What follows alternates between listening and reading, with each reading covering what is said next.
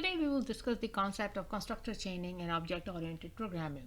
This is lesson 3 in the chain of programming, or a series of programs that I am doing. Now, what is constructor chaining? Constructor chaining concept comes into play when we have a hierarchy of classes and we generate an object of a subclass. Whenever an object of a subclass is generated, we do understand that the subclass is going to inherit everything from a superclass and also the parents or superclasses of its superclass as far as goes along, and then it will go as far as to the object class, which is the parent of all of the Java classes. So how does that happen? So let's give as an example a simple hierarchy of classes. Let's say I have a class A, a simple class A, and it has its own variables and methods. I'm not putting anything in here. And then I have a class B, but this class extends A.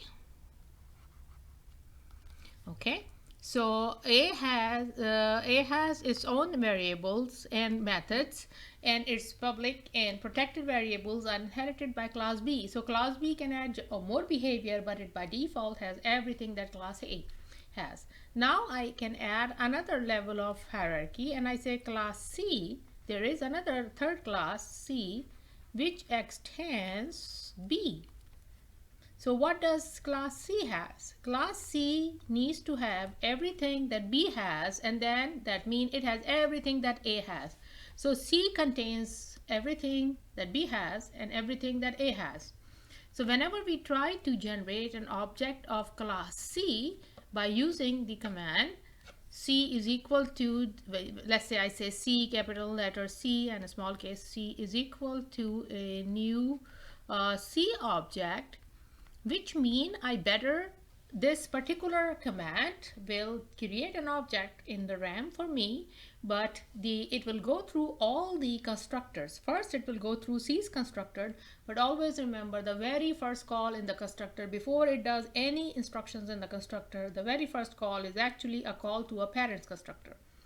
So here class C will call class B's constructor, which in turn will call class A's constructor, which in turn will call object's constructor. Since object constructor we don't discuss that much, so we can omit that in there, but do understand that the calls go all the way, the chain of constructor calls go all the way up to the object class.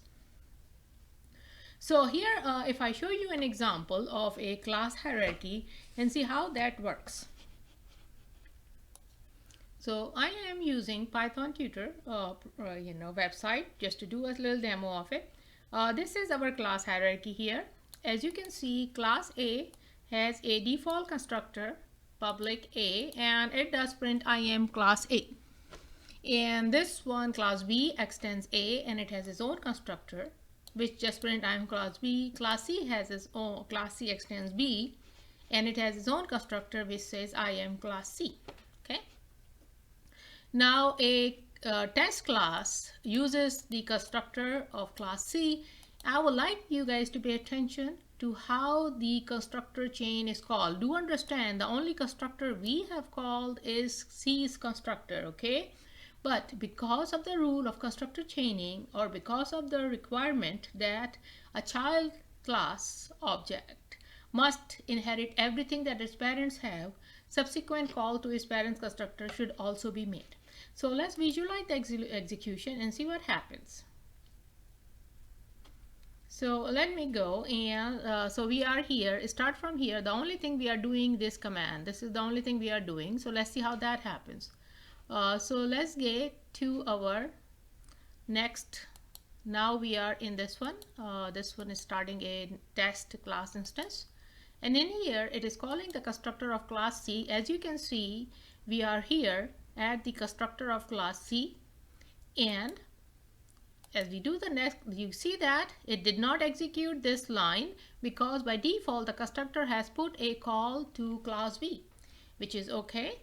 Now it is trying to do the class B's constructor, but since class B is also a child class, as you can see, the constructor will jump to class A's constructor. As you can see that in here, I have all of these chain of calls being made. So class C's instance or class C's object is being created, but all of its parents constructors are being called. Okay, so let's go, and since A would have called the object constructor, but we are not going to see that because it's by default. And as you can see, the very first thing is done is everything in the grandparents constructor. As we come back, we will see the next one in here. Sorry, the next command is coming in here, and then it has generated, then it has gone to class B, then it has gone to class C. So class C's constructor has this command, I am class C, but before that, and this is the only command we have given, but before anything is executed, all of its parents constructor are called, and this is what is called constructor chaining. Now, what if I do not have a default constructor, right? In this particular one, all of our classes have a default constructor. What if our, let's say my class A, we kind of lost the right to our default constructor. Instead, we have a constructor that takes an argument. In that case, I do not have a class A. Now, what will happen here is, see here, the constructor will make a, the compiler will make a default call to constructor, which we do not see that, but as a comment, that would be a call to a, well,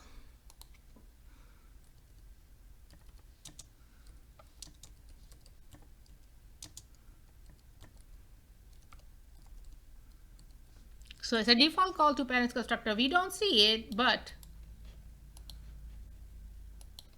all of them will be making that call. Okay, very good. We are good. They are making a call. We are happy about that, as we know. But when B, since we did not give, since our B has a default constructor, C's call to B would be okay. But when B tried to call the default constructor, according to the rule of constructors, as we know, when you have a constructor that you have provided with arguments, you lose the default constructor that is given to you by the compiler. So class A does not have a constructor that B can call by default. So if I do that, you will see that this will result in error. It says constructor A entail cannot be applied because this guy is trying to call constructor, his parents constructor, but it doesn't have. So how do we solve that? In that case, what we do is, we say that do not make the default call instant. Call my super or call my parent with whatever is the requirement in this particular situation. I have made a very simple, constructor that takes an integer n. So in that case, what we have done is, rather than asking the compiler to do the default call, we have taken charge in our hand, because we have taken charge in class A of defining another constructor. So let's go in here and then see what happens. This time you would not see any error. This was an error report. So let's go and check what happens. Okay, we are coming in here. Very good. Class C's constructor is being called, but it's going to make the default call to its parent constructor, as you can see, which will call the super or parents constructor. Now we are not letting the not depending on the default constructor call, because we don't have the default constructor. We have overloaded it with another constructor of our own choice. Now it is being called, and as you can see, it has been executed. It has been executed, and now we are done with that. Now what can happen is, let's say in class A, let's say I make two constructors in class A, sorry.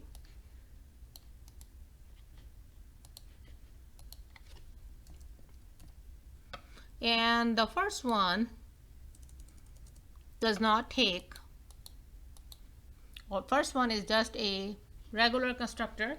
That would not cause a problem, because among the two available constructor, I am calling the super one. So let's go in here and see how that behaves.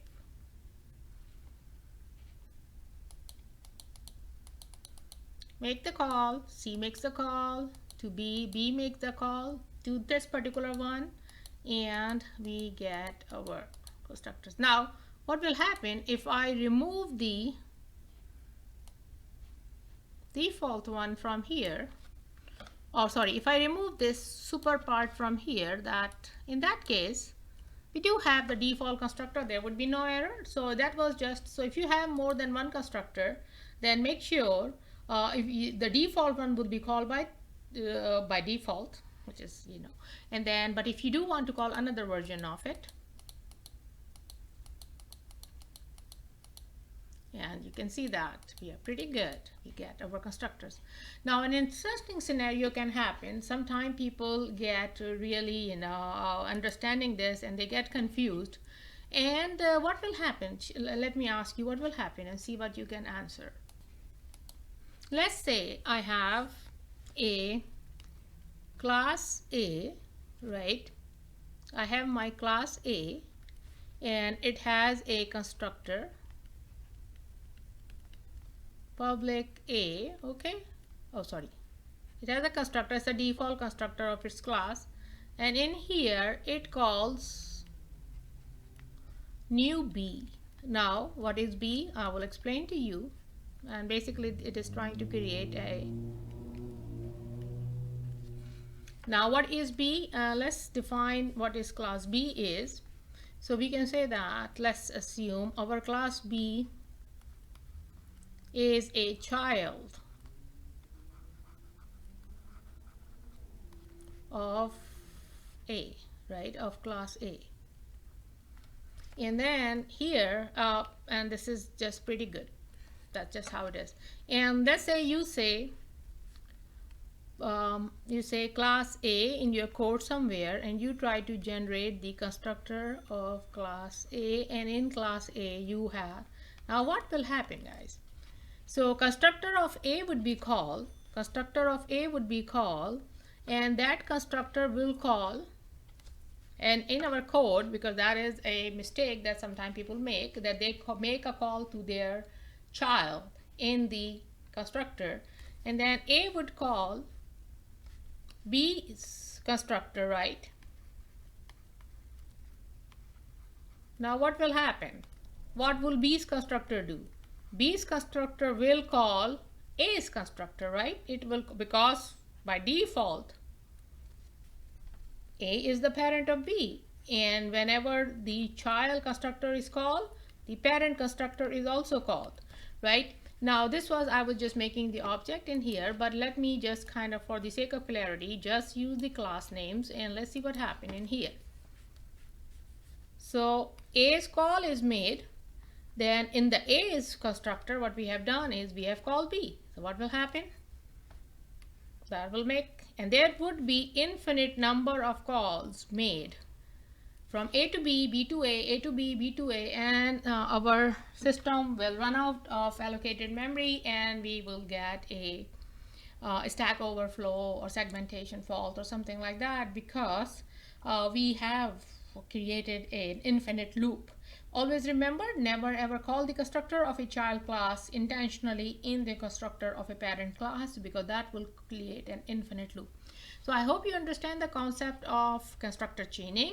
Basically the concept implies that whenever a class is created or its constructor is called, then the very first call, either by you, or if you don't call it yourself by calling the super keyword, the constructor call would be made by using the by the compiler making the default call, and all the constructors in chain in the hierarchy of classes will be called one after another. And this is the concept of constructor chaining.